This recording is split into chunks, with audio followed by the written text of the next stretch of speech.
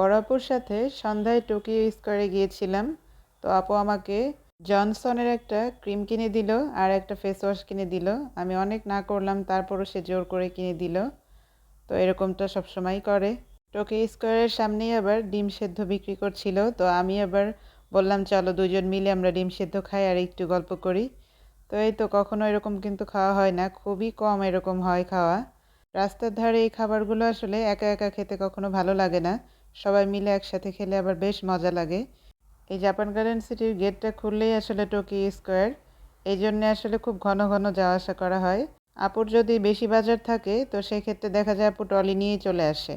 বাসায় গিয়ে আবার খুব তাড়াহুড়ো করে ভাত রান্না করলো, মাছ ভাজি করলো, দেশি মুরগি রান্না করলো, আর দুপুরে রান্না ছিল খাসির মাংস, সেটা ছিল, আর লাউ দিয়ে মাসকলাই ডাল, খুব মজার। আমার কাছে ভীষণ পছন্দ এই রেসিপিটা।